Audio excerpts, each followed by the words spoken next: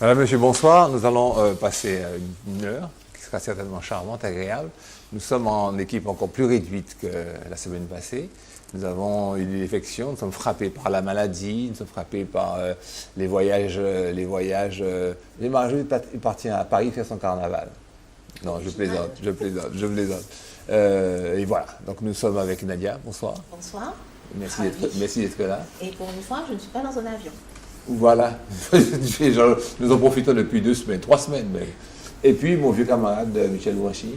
Bonsoir à tous. Tu ne m'as pas dit si tu tiens les cheveux en blanc, mais s'ils sont naturellement comme ça, c'est tellement parfait. Elle a de blanc natal. Mais non, mais c'est un bail natal. C'est ma maman qui était née cheveux blancs très tôt, la famille Célestin. Et depuis l'âge de 20 ans. Ouais. Donc au début, ça t'est qu'à désoler moins. Ah oui. Je comprends. Et puis, fil d'argent s'envole de sa chaise. Non, et puis voilà. maintenant c'est le charme discret de la tête coton. Oui, mais alors j'ai un fils malheureusement qui est affecté du même, en tout cas de la même caractéristique, et lui, il va approcher la quarantaine et il sent Désolé, c'est terrible les canons de la beauté. Je voudrais que nous parlions de ce livre. Je le montre comme ça de loin. Tiens, on le voit bien. C'est un livre sur Fernand Donatien, que tout le monde connaît. Fernand Donatien, qui a été notre musicien extraordinaire, multimusicien, mais surtout créateur, qui, dans un ouvrage de Roland Jean-Baptiste Édouard, Le triomphe de la chanson créole, revit pour nous, revit par l'évocation que l'on fait de sa vie, de sa carrière. Roland Jean-Baptiste Édouard, comme vous le savez, il a exercé la profession de professeur de collège et de psychologue scolaire avant de terminer sa carrière en qualité d'inspecteur de l'éducation nationale. Il a écrit plein de bouquins scolaires. Là, maintenant qu'il est à la retraite, il écrit des choses un peu plus légères, des recueils de poèmes, et notamment ce bouquin sur, à l'évidence, un homme pour lequel il a nourri une admiration extraordinaire. Alors, ce qu'il y a d'intéressant dans cet ouvrage, c'est qu'il y a un texte qui est une conférence que Fernand Donatien a faite pour une association littéraire dont Roland Jean-Baptiste Édouard était le président. Et Roland appelle ça le testament du maître, et je te lis les extraits tout à l'heure hors écran, et c'est un véritable condensé, un véritable mémoire sur la musique antillaise qui est fait par Fernand Donatien. Je ne vais pas lire, je ne vais pas décrypter, ce n'est pas une émission littéraire que nous faisons, mais je vous explique un peu la topographie du bouquin, qui est très bien faite. Et puis il y a donc les analyses de Roland Jean-Baptiste Édouard, qui est une fine, il est tout autant bretteur que son vieux camarade. Laïque aussi, hein? Oui. Laïque, c'est de laïque. Fernand Donatien était enseignant, professeur de français. Et ensuite, dans un chapitre qu'il appelle Les témoins là-bas, il fait parler plein de gens, quoi. Il fait parler Bureau Jocelyne, Boucher Maurice, Bouton Christian, directeur de la SACEM, Chavert Maurice, Métallique Guy. Il fait parler Gertrude Sénin, of course, qui était la grande interprète des œuvres de Fernand Donatien. Il fait parler de ce petit monde du maître. Vous devez avoir ce bouquin. Pas Laurent Larode? Laurent Larode, malheureusement, était déjà parti. Ouais. quand il a mis quelques partitions à la fin de Glycéria. Moi, c'est vraiment les textes que je trouve d'une permanence et d'une légèreté, et en même temps qui décrit bien une réalité. Il ne faut pas oublier que... et puis il ne faut pas oublier aussi ce texte-là à propos des emprisonnés de l'OJAM. De l'OJAM, oui. Oui, c'est ça, oui, vieux frère, absolument. C'était vieux frère, récolté, etc. Vieux frère, et c'était très subversif. Ouais. Et Roland Jean-Baptiste Édouard explique qu'il a été témoin d'une scène assez amusante. Le sous-préfet de l'époque, qui avait quitté la salle quand Fernand Donatien, au pupitre de son orchestre Stardust, avait interprété cette musique. Et ça avait été comme quoi la musique peut être subversive. Voilà. La musique peut être politique. Peut-être politique aussi, absolument. C'est un engagement. On parle de cinéma. On parle de cinéma. Et qu'est-ce qu'on dit sur le cinéma? Sans revenir sur des choses qui ont déjà été dites, on peut signaler le succès public du documentaire de Camille Mauduèche qui revient sur les événements de Chalvet. Alors on dit souvent Chalvet juste comme ça, comme titre, et en fait le titre complet du film c'est Chalvet, la conquête de la dignité. Et c'est vraiment très intéressant de voir que le public s'est approprié cette histoire. Pourtant, c'est un documentaire. Je dis pourtant c'est un documentaire parce que le documentaire, ça peut sembler un genre un peu rébarbatif, un peu moins grand public. Qui mobilise moins... Que la fiction, qui est plus accessible parce que c'est plus facilement du divertissement. Mais pour le coup, je le répète, ce film de Camille Mauduèche, il est particulièrement bien fait. Il dure quand même. Non, il ne dure pas très longtemps. Il dure 1h52. Donc, l'équivalent d'un film classique, sachant que les films maintenant, tu connais ma marotte là-dessus. Ça peut être 3 heures. C'est très long, c'est extrêmement long. Aussi pour dire que ce week-end, on est sur la fin d'une année pour le cinéma, puisque c'est en début de l'année suivante que se décernent les récompenses. Et c'est le week-end qui verra donc le cinéma français avec les Césars décerner ses récompenses. C'est vendredi. Et 2 jours plus tard, donc le dimanche, c'est les Oscars qui se déroule à Los Angeles et c'est la récompense suprême. La consécration. Alors, pratiquement, on peut visionner tout ça sur Canal, c'est sûr, pour les Césars. Voilà. Et les Oscars aussi? Oui, mais c'est seulement pour les abonnés. Et pour les Oscars? Oui, pour les Oscars. Mais les Césars, je crois que c'est en... Oui, c'est en clair. C'est en clair parce que ça fait partie du cinéma français, ça fait partie de l'offre publique. Mais Canal+, qui est gros producteur, donc qui soutient énormément le cinéma français, notamment par ses diffusions, mais aussi en production, donc en termes financiers, propose aussi, poursuit, on va dire, ou étoffe son offre, et propose donc la production de la cérémonie des Césars. Michel, tu as un peu suivi cette polémique sur le coût des acteurs français, les acteurs français qui coûtent excessivement cher, entre autres Danny Boone, qui coûtent très cher, et même si les films ne percutent pas, malgré tout, ils continuent à facturer, on continue à les payer, comme si c'était une machine infernale. En fait, si je peux me permettre, c'est dire que les acteurs français sont payés très cher, c'est un peu facile à dire. C'est plutôt qu'un cachet important, lorsque le film ne fait pas les recettes attendues. C'est plutôt là que le bas blesse. Et on a eu le cas, effectivement, avec Danny Boone, qui, avec son film Bienvenue chez les Ch'tis, a bouleversé tous les records. Le vieux record détenu par le film avec Louis de Funès, La Grande Vadrouille, qui était le film qui avait fait le plus d'entrées en France. Ensuite, le film français, je parle. Oui, le film français, voilà. c'est ça qu'on parle. Il a fait Bienvenue chez les Ch'tis, donc qui a dépassé les 20 millions d'entrées. Et donc, quelque part, il s'est rendu, je vais utiliser le mot anglais, bankable. C'est-à-dire qu'il rapporte de l'argent. Voilà. Manque de peau pour lui, ces autres films, pour lesquels aussi il est producteur, n'ont pas rapporté, n'ont pas eu le même succès. Donc finalement, son cachet a semblé disproportionné. Voilà. Mais je ne crois pas qu'on revienne sur le cachet d'acteurs comme Gérard Depardieu, qui d'ailleurs ne fait pas partie des acteurs qui demandent des cachets les plus importants, parce que quelqu'un comme Gérard Depardieu, c'est quelqu'un qui accepte aussi de participer à des petits films pour un cachet minimum, pour le minimum syndical. Des coups de cœur. Exactement. Et il sait que son nom, ça aide à apporter donc, des finances au point de vue des producteurs, mais aussi au niveau de la distribution, parce que le public qui sait qu'il aura une valeur sûre comme Gérard Depardieu, mais c'est une caution, voilà. C'est une caution. Alors est-ce qu'on peut lister là les acteurs français qui ont maintenant acquis, Cotillard, etc., qui ont acquis une réputation vraiment internationale, pas d'emprunt, mais qui sont installés sur le marché? Ça m'embête que tu me poses la question, parce que ma réponse sera tellement subjective. Je vois un acteur comme Vincent Cassel, le fils de qui on sait, qui fait des films, qui fait de vrais films à l'étranger et qui a une vraie patte, une vraie cote à l'étranger. Ce n'est pas celui dont on parlera parce que jusqu'à présent, il n'a eu aucune récompense. Oui. On va beaucoup parler de Jean Dujardin parce que Jean Dujardin a quand même fait quelque chose d'extraordinaire. Il a eu le prix d'interprétation à Cannes. Il y a peu d'acteurs qui peuvent se targuer de ça. Et en plus, il a eu un Oscar pour un film muet, faut-il le dire. Ouais, oui, exactement. Et donc tout de suite, ça le rend... Et Omar Sy, est-ce que ça va se confirmer ou est-ce que... Omar Sy joue dans un film, dans une grosse production, ce qu'on appelle les blockbusters américains, qui est...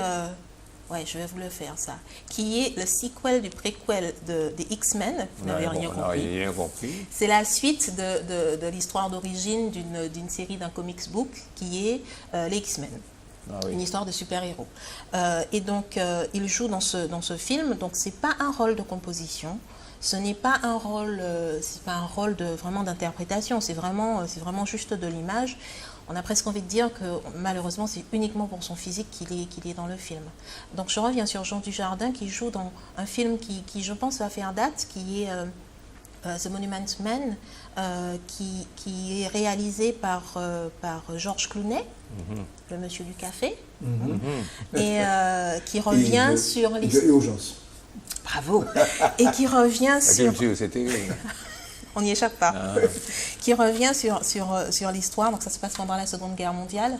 Et c'est une équipe internationale, donc américaine, française et anglaise, qui traquait les œuvres d'art qui étaient spoliées, volées par les nazis.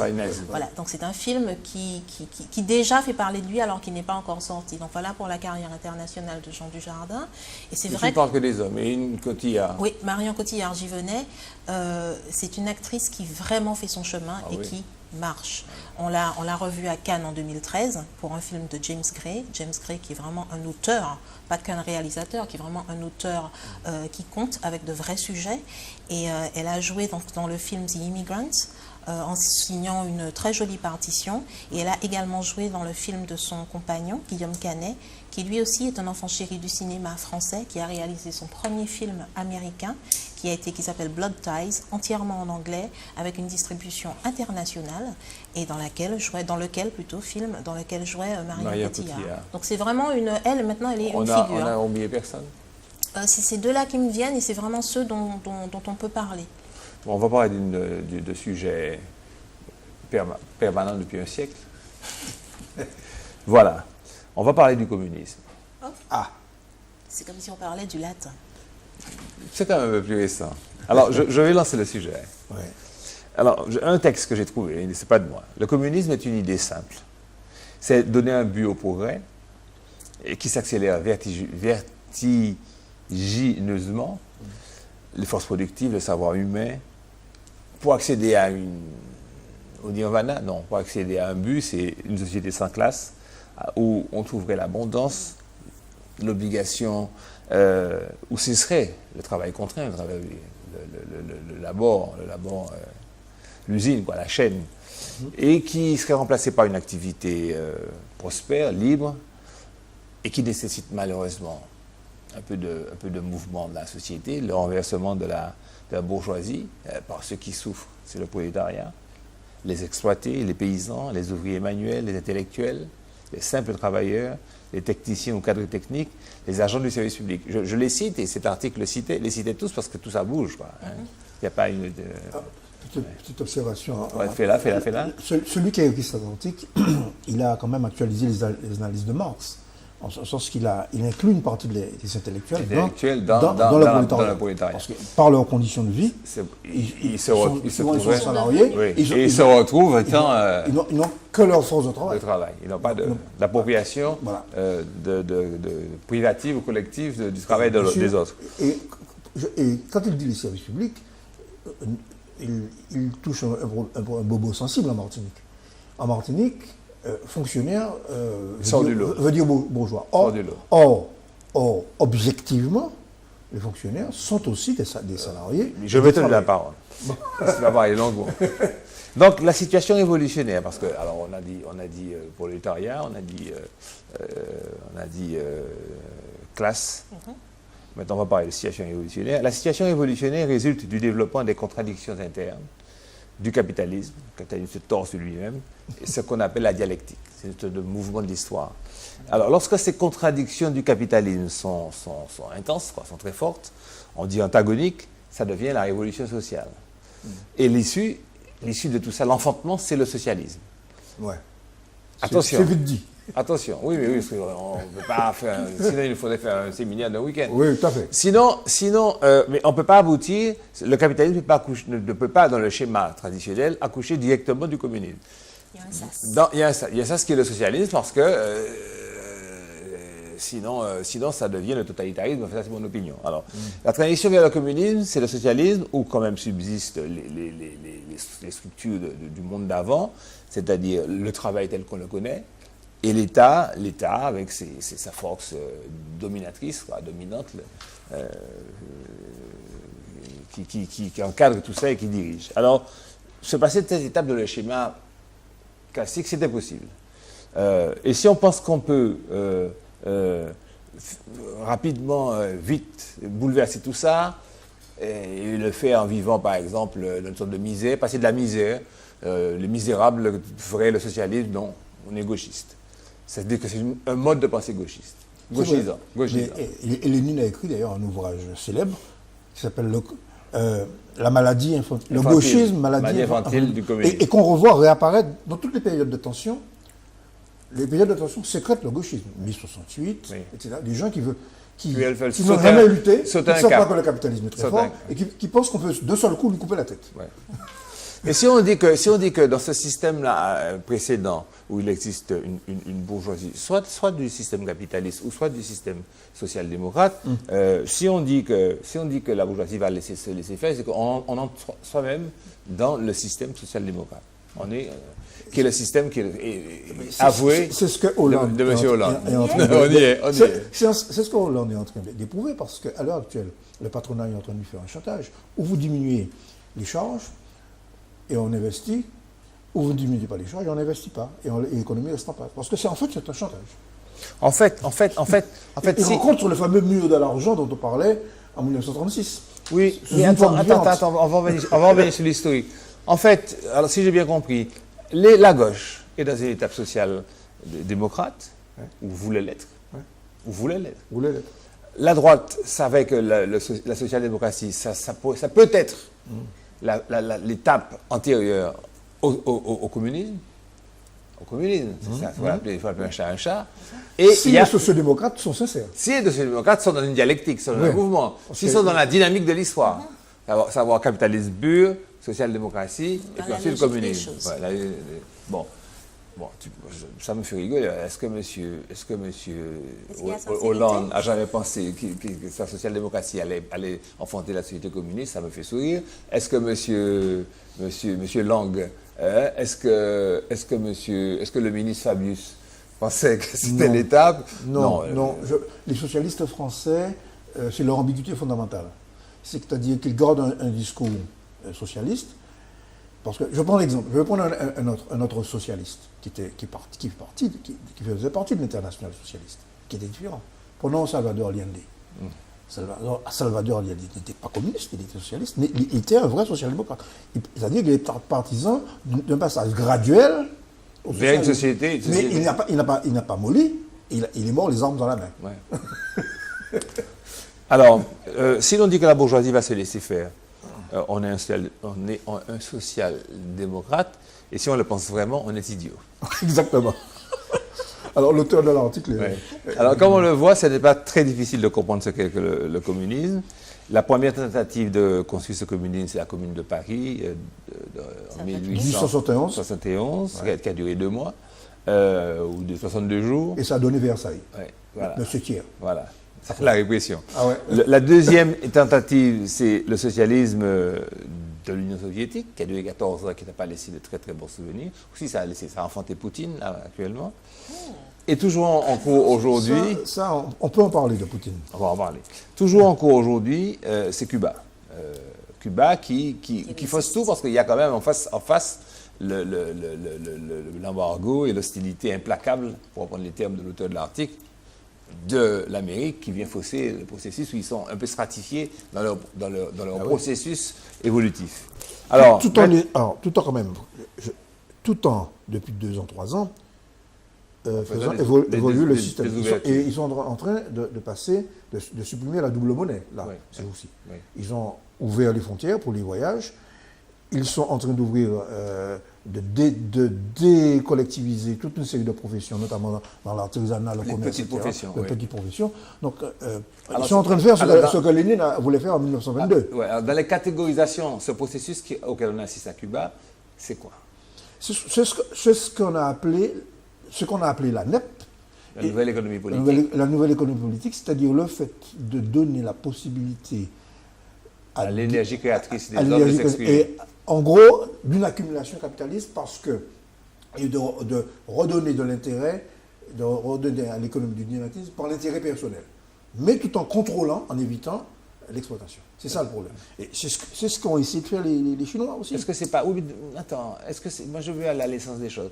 Est-ce que c'est pas une façon de reconnaître l'évidence de l'intérêt personnel et de l'individualisme de l'individu? Et du capitalisme. Bon, alors... Et à terme du capitalisme. Alors, mais il ne faut pas aller trop vite non plus. Bon, alors... je ne veux pas être trop accusateur. C'est un débat intéressant. C'est d'ailleurs sur le débat qui a opposé Staline à Boukharine. Oui. Dans l'Union soviétique. Boukharine était partisan d'une politique graduelle.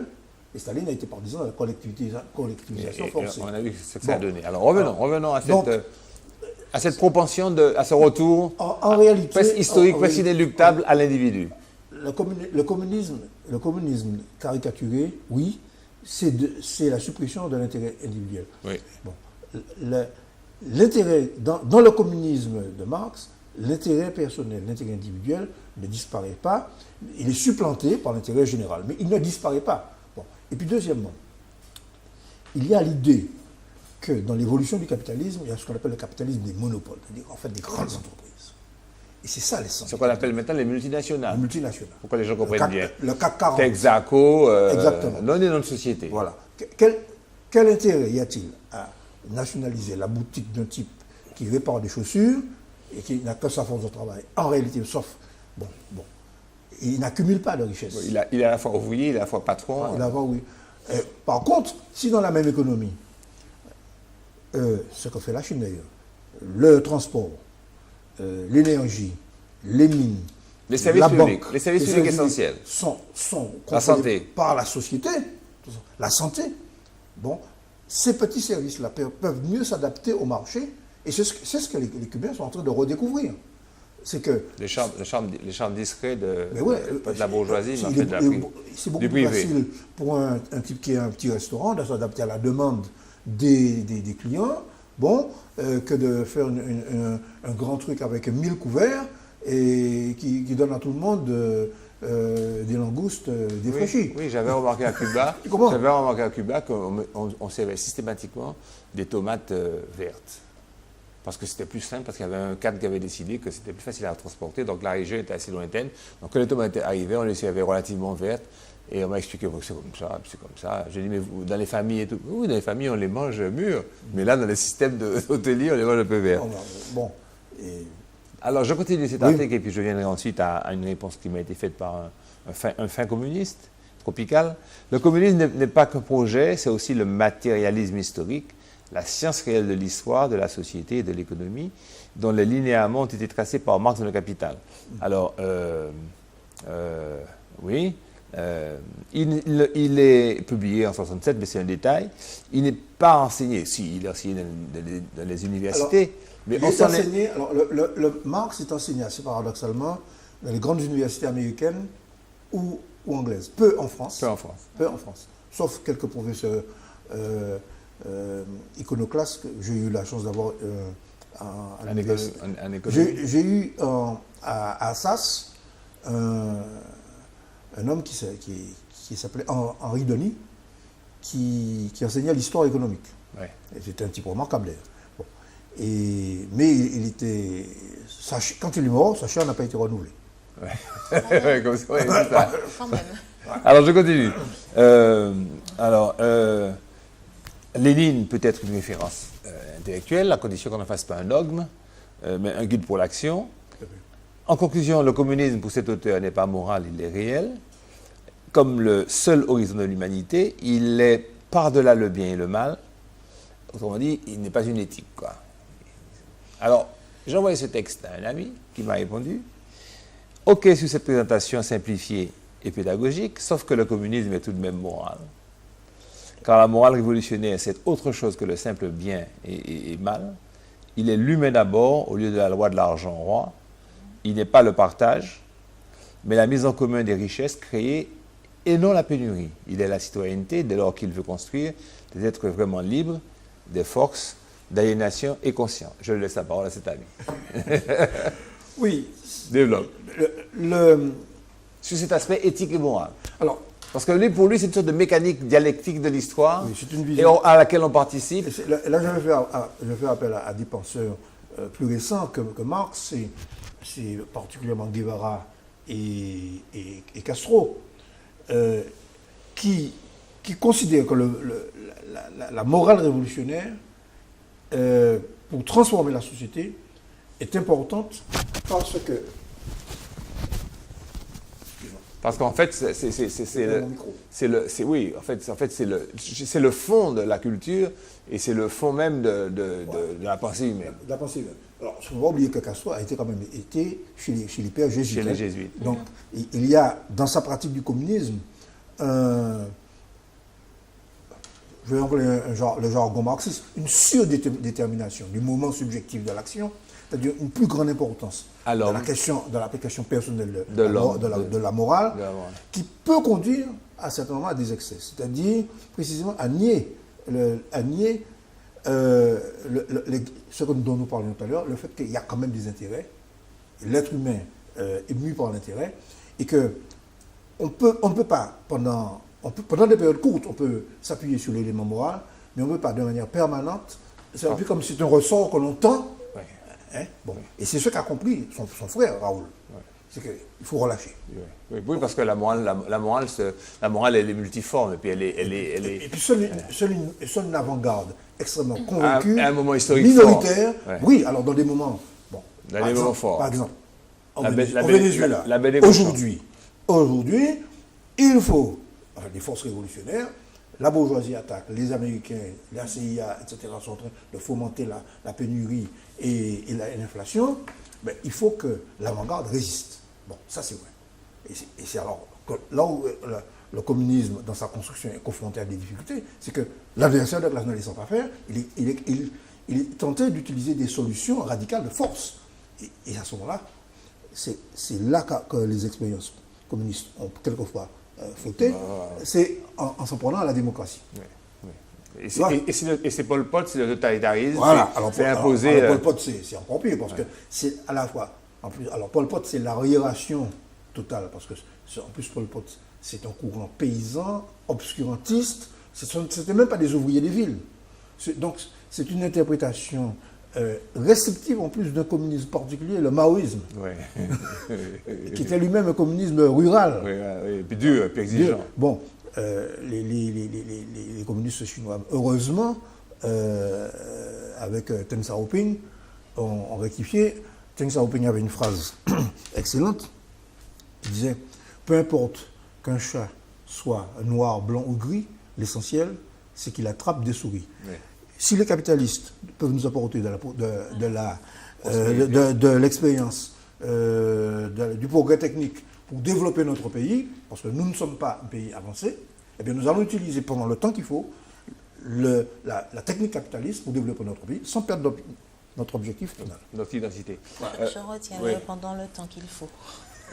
Oui.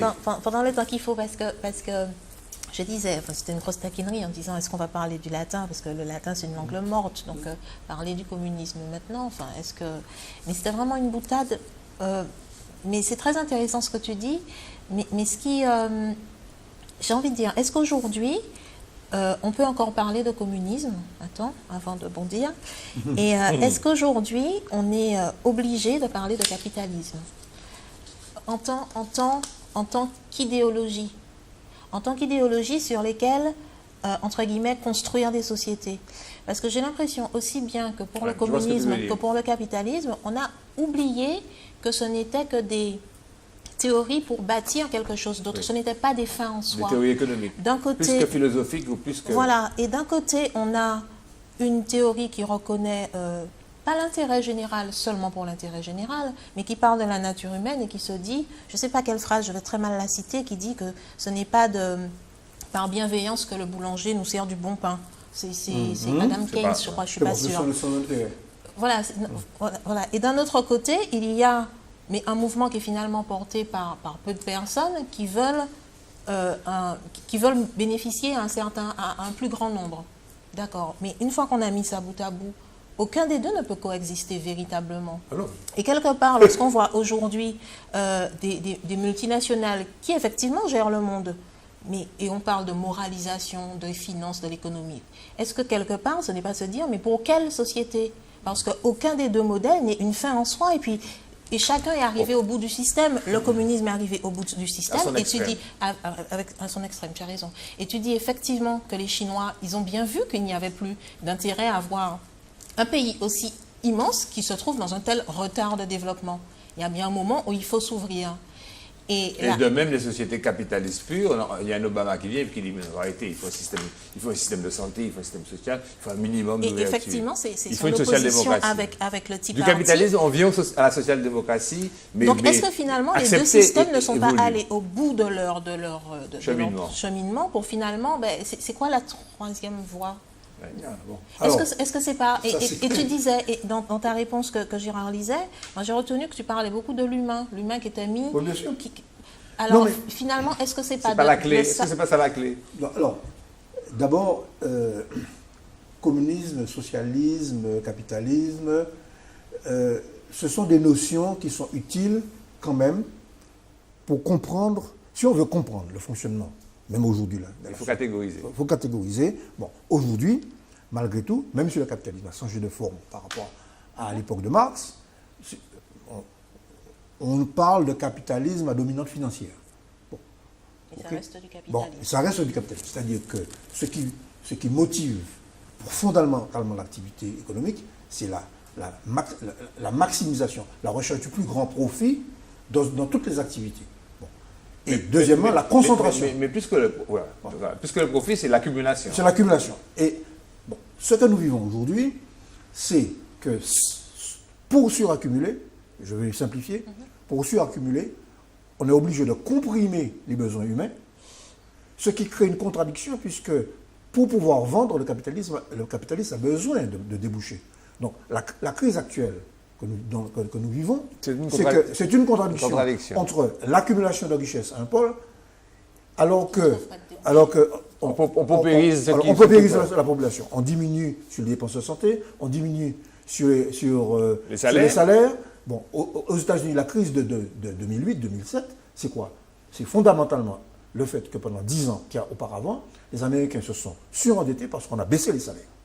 Ils sont obligés de se surendetter. Et ça, ce qui a provoqué, on a donc créé des logements à bon marché, on a surendetté les gens, et les banques ont vendu ces prêts qui eux-mêmes ont été revendus, etc., sur lesquels on a fait des profits, jusqu'au moment où les prix se sont effondrés, la base sur laquelle étaient construits tous ces prêts se sont effondrés, donc d'où la fameuse... L'éclatement des bulles financières. L'éclatement de la bulle avec Lehman Brothers en septembre 2008. Bon. Mais ce que tu décris là, il y avait une rupture à un moment avec l'économie réelle.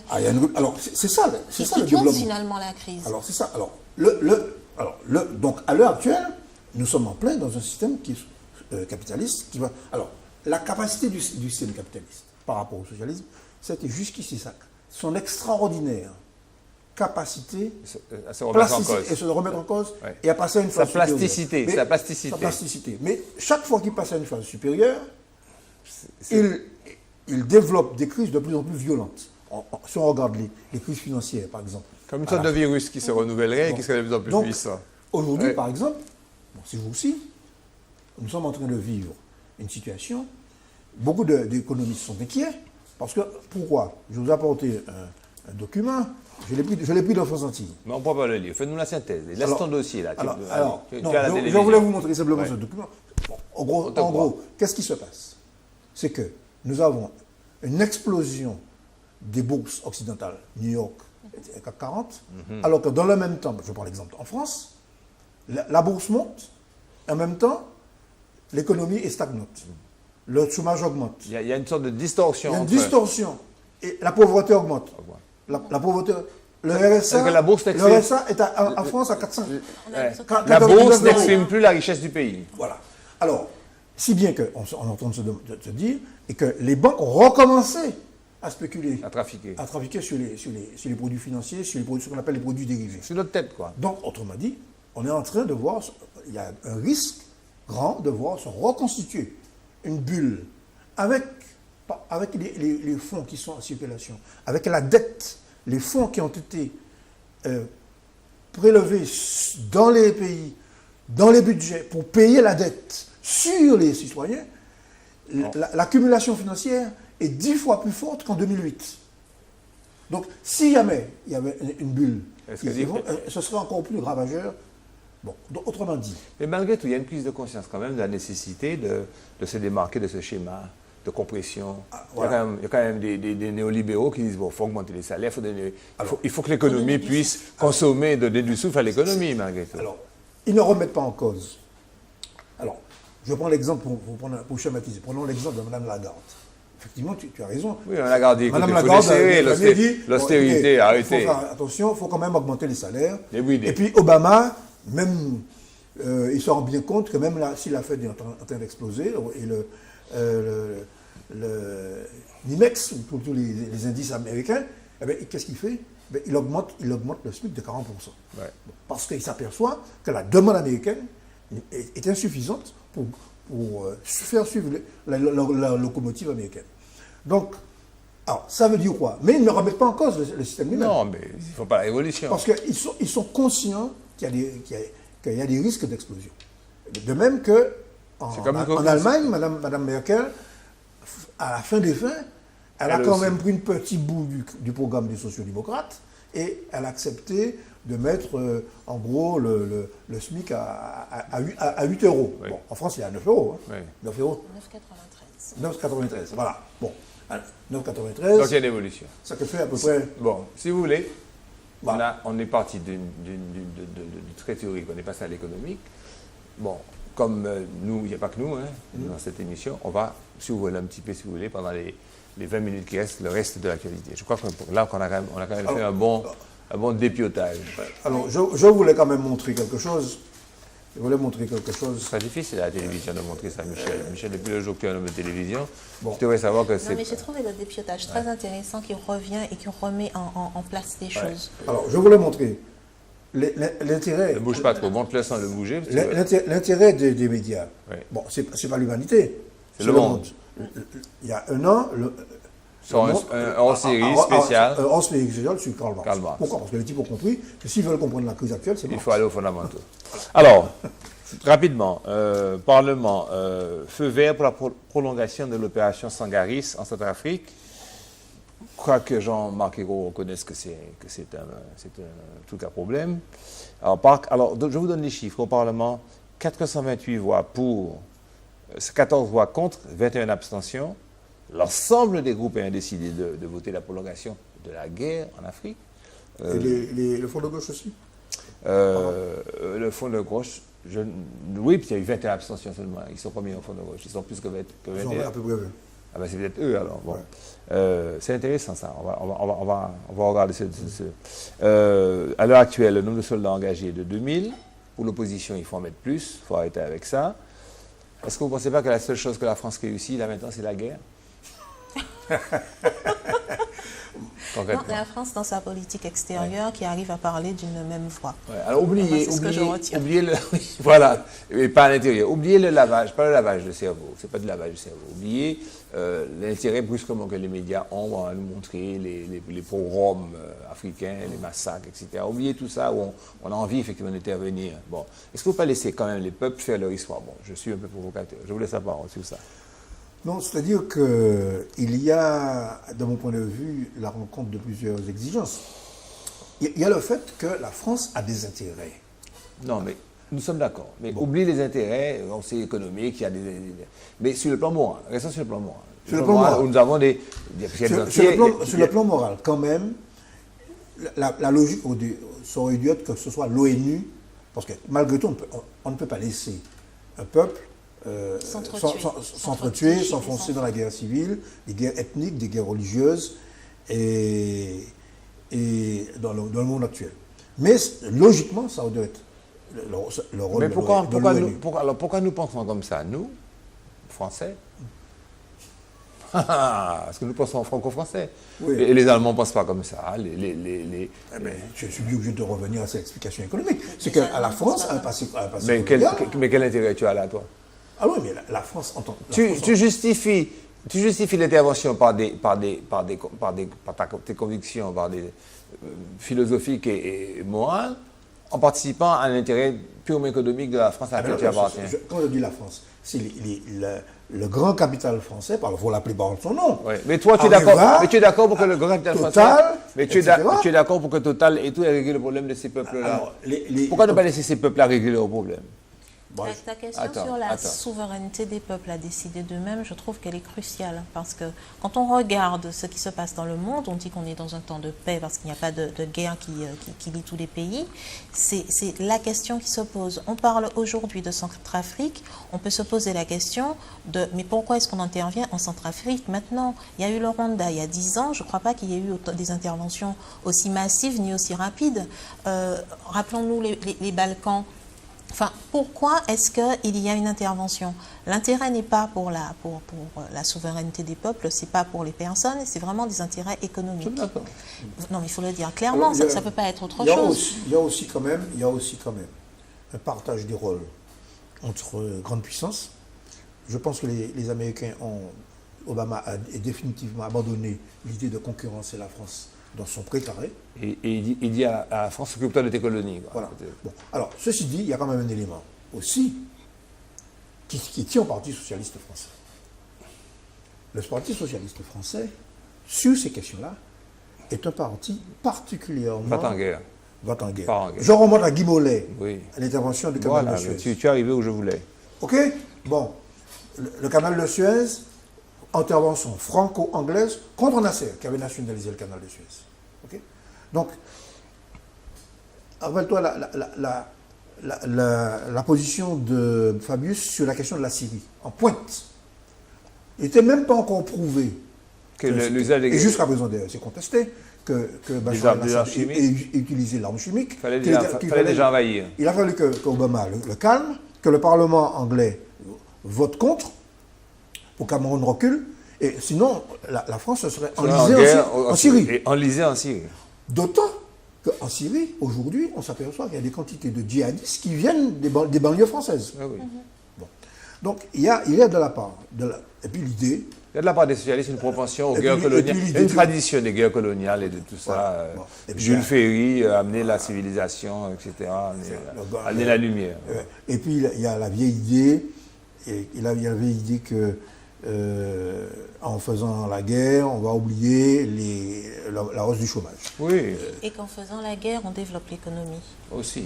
Alors ceci dit, c'est ce qu'on appelle l'impérialisme. En fait, c'est la jonction, on revient aux études de Lénine, la jonction entre la finance, l'industrie et le politique et les intérêts géostratégiques, ça s'appelle l'impérialisme. Bon, la présidente centrafricaine exprime ce sentiment de gratitude vis-à-vis de la France et de François Hollande. Autre chose qui va nous interpeller, c'est que le président algérien candidat à la prochaine présidentielle, à sa propre... Il est resté 76 ans au pouvoir depuis 1999. Alors, je parle de Bouteflika, vous avez compris. Bouteflika. Ouais. Il a eu un accident vasculaire cérébral en avril. Il a repris ses fonctions après être resté au moins 6 mois en France, hospitalisé. Il a fait une longue convalescence en Algérie. Les renforts d'État paris en public, il ne bouge pas, il ne bouge qu'une main. Et il se représente officiellement, il fait offre de candidature. Qu'est-ce qu'il y a derrière ça? Quelles sont les forces quelle est l'explosion qu'il ralentit, qu'il empêche ou qu'il retarde au niveau de l'Algérie? Quelle est l'explication? La situation algérienne est complexe. Il ne faut pas oublier quand même que l'Algérie a connu une guerre civile de près de 10 ans avec les islamistes et que... À tout moment, ça peut reprendre. Oui. Et que d'autre part... En fait, il est celui qui fédère et qui tient les forces entre guillemets démocrates. Il y a quand même une gauche. Alors, malgré tout, laïque, importante, des syndicats. Mais qui ne trouve pas de dignes représentants. Voilà. Et puis surtout, il y a quand même en ce moment une situation économique et sociale. Il y a des grèves. Difficiles. C'est-à-dire que la rente pétrolière est accaparée par... On pourrait parler d'oligarques. Hein. Il y a une bureaucratie, hein, avec la FLN, qui s'est installée dans les rouages de l'État, dans les entreprises nationalisées. Et c'est ce clan qui veut garder le pouvoir. Ouais. Alors, le problème, c'est que... Qu'il les représente. Il les représente. Bouteflika représente. Voilà. Donc, voilà l'explication. Moi, pas sur l'explication, mais Bouteflika, 76 ans, qui se représente après... moi, je me suis dit, on est comment en Martinique? Et j'ai fait un petit sondage rapide par rapport à nous. On est dans une année électorale. Ah non, mais Samo est beaucoup plus en forme que lui. Je ne sais pas si tu Je ne sais pas si c'est une question de forme, mais je veux dire... Marie-Jeanne est quand même plus en forme que vous, les mais ce sont tous de la même promo. Oui, on peut continuer comme ça. C'est lui, il est handicapé, lui. Non, mais alors, sur cette question-là, l'âge et la politique. On est en gérontocratie. Non, mais moi, je parle de la maladie, un homme malade que l'on veut. Bon, moi je n'abonde pas. Non, je n'abonde pas dans ce sens-là. Parce que l'argument, le jeunisme n'est pas nécessairement. C'est pas ça la thématique que je soulevais. Okay. Le diocèse de la Tourmente, c'est un sujet qui a d'ailleurs été. D'ailleurs, les IP se présentent. Michel, c'est pas notre thématique, c'est une thématique stupide. Bien sûr. On va pas faire un truc. C'est pas un vrai thème d'émission. Alors, on m'a demandé pourquoi j'en parlais pas. J'ai vu que même Justice en parle, donc je suis obligé d'en parler. Ah bon, donc c'est la tourmente dans laquelle se trouve le diocèse. Alors, je te laisse parler. Je donne non, mais je peux relire l'article de Justice. Vous en avez parlé vous aussi, je suis désolé. Vous avez estimé le devoir en parler aussi. Alors, les pères Jean-Michel Boncontour, Hugues Lafine, Gabriel Vallard, Jean de Coulanges, Alain Rancé sont accusés par un courrier d'avoir manqué aux règles du secret pontifical. Alors, traitant de la nomination du vicaire général, le père Jean-Max Renard, pour succéder à l'archevêque Michel Méranville, qui est au sommet de l'église martiniquaise. Alors, et qui quitte ses fonctions à la fin du mois de février. Qui quitte ses fonctions, dit-on, à la fin du mois de février. Alors, ils ont fait des remarques dans ce courrier d'ordre personnel, psychologique et pastoral, et demander que l'on réfléchisse à un candidat qui fasse un peu plus l'unanimité. Cette lettre était détournée de sa destination d'origine par un tiers et accompagnée de courriers anonymes de ce tiers, adressé à différents médias, dont un média qui s'est emparé de ça comme s'il avait un ça pour faire le buzz, parlant d'attitudes équivoques, voire choquantes, vis-à-vis de séminaristes du foyer Dominique Savio, c'est là où on forme des séminaristes. Attitude choquante de la part de Renard. De la part de Renard, du foyer vocationnel Dominique Savio. Alors, et les prêtres, naturellement, n'ont pas du tout cautionné, les prêtres en question n'ont pas du tout cautionné ce qui avait été détourné par ce tiers, dans des conditions qu'on ne sait pas, ou qu'on sait, mais peu importe, c'est un détail. En tout cas, ce ne sont pas les prêtres qui sont auteurs de ces propos relatifs à la morale, au comportement de ce vicaire général, Jean-Max Renard. Et l'archevêque, comme un coup de tonnerre dans un ciel sans nuage, est arrivé dans son chamarré comme un général, comme un archevêque, j'avais dit comme un général de brigade, et il a fulminé sur les ondes. On n'a pas compris pourquoi il est monté au combat comme ça, parce que ça devrait rester anecdotique et interne, expliquant que ce sont des allégations fumeuses. J'ai pris des odeurs d'encens, dont il a évalué la probité et l'honnêteté. Il a confirmé la possibilité, malgré tout, pour tous ces prêtres, d'être consultés, parce qu'il y a cette démocratie. Là, on a découvert qu'il y a une démocratie dans l'Église. Tout paroissien, tout catholique peut écrire, il y a des formes. Au Vatican, ou en l'occurrence, celui qui représente le Vatican dans la région, c'est le nonce. Il a déclaré sa colère contre ces 4 condisciples, et un 5e qui savait être le père Rancé.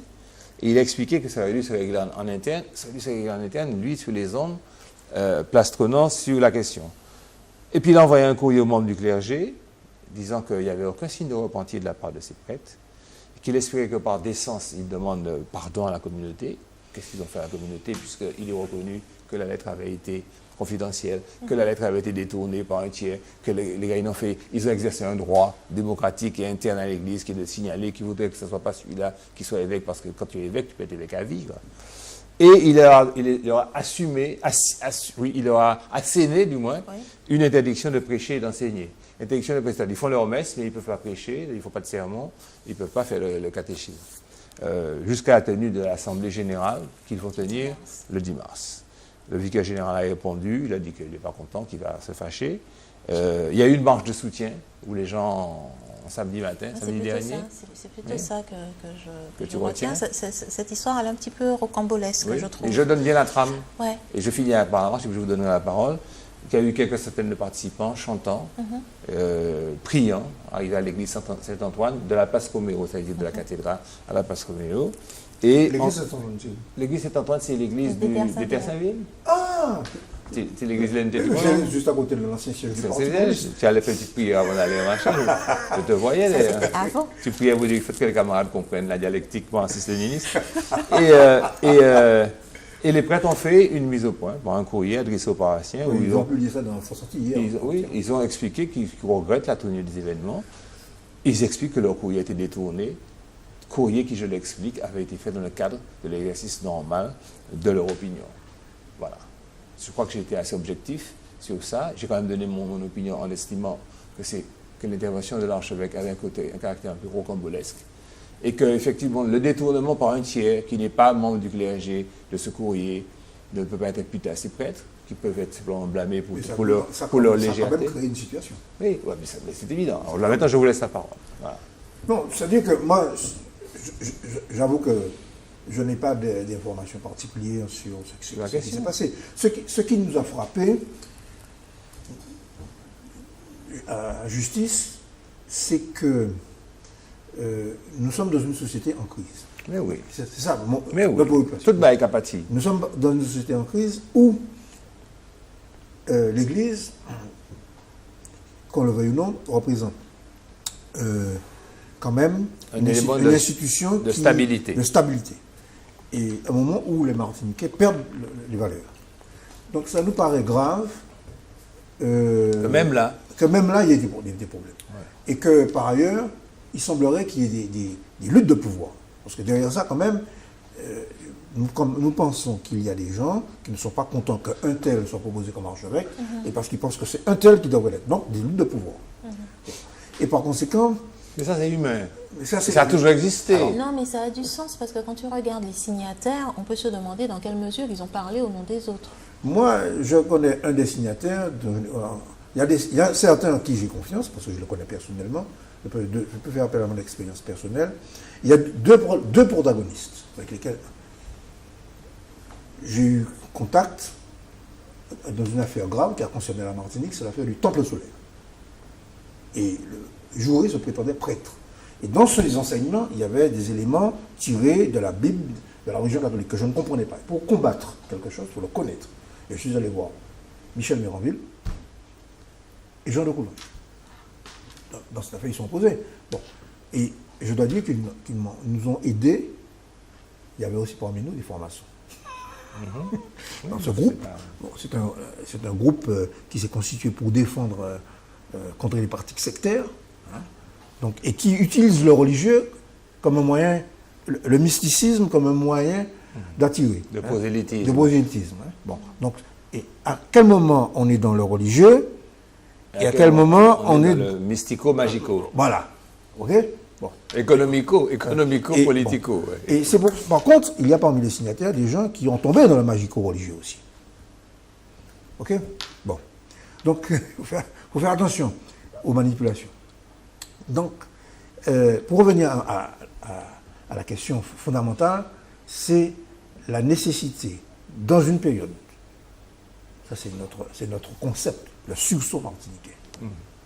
Il faut que les Martiniquais, personne ne va sur la question de la sécurité, sur les questions morales de notre société. C'est pas un ministre de l'Intérieur, de la famille, etc., qui va le faire à notre place. C'est au sein de chaque famille que ça va se régler. Au sein de la société. Et dans ce rassemblement, que nous appelons Initiative martiniquaise, les écoles de pensée, les groupements religieux, quand je dis école de pensée, il y a la religion catholique, les évangélistes, les adventistes, les francs-maçons, tous ceux qui sont préoccupés par l'homme, à notre avis, doivent se rassembler. Et c'est pour ça que ça nous paraît que des gens manifestent dans une institution, on n'a pas l'habitude de faire cela, c'est ça qui nous a paru. Absolument, important, au-delà même de l'attitude de tel ou tel, sur lesquels... Bon. C'est anecdotique, quoi. C'est le fait que même là... Et puis nous, pareil, jamais savent. Oui. On ne peut pas passer au créole. Nous, pareil, jamais savent. Bon, il n'y a pas accusé Bougla d'attouchement. Non, mais on s'en fout de ça. Non, c'est pas... On s'en fout de ça. Non, ça nous intéresse. Parce que ça, ce n'est pas ça que les prêtres ont dénoncé. C'est un tiers. Voilà. Et puis, cela serait-il. Il y a eu 400 prêtres balancés. C'est anecdotique. Il y a des instituts qui sont pédophiles. Ça n'en revient à l'école. Et puis, il y en a qui ont accusé. Donc, ce n'est pas ça qui nous intéresse. Cette émission ne doit pas pas s'attacher à ce que Jean-Max Renard, il le serait-il pas? Non. C'est un prêtre, il applique des sacrements, ça ne m'intéresse pas, ça ne nous concerne pas, il n'a pas encore été défroqué, il est prêtre, il est même vicaire général toujours. C'est pas ça le problème. C'est simplement le processus de délitement, comme tu dis, et tu es tombé pile poil, ce que je voulais exprimer. Que même là, la société est en bon voilà. Nadia. N'empêche que la réaction des fidèles, je trouve, est intéressante dans la mesure où ils ont demandé presque d'une même voix et ils l'ont traduit avec cette marche par un retour au calme et puis un retour au calme et à la paix. Et ça, j'ai trouvé ça assez admirable. On n'est pas entré dans une histoire de rumeurs, à faire des chichis, non. On dit en chantant et en priant. Voilà. Mais surtout que c'est magnifique que tu avais cette émission avec un communiste et puis des prières de l'Église catholique apostolique et romaine pour terminer. Bonsoir madame, bonsoir mademoiselle et bonsoir monsieur. À la semaine prochaine. Voilà.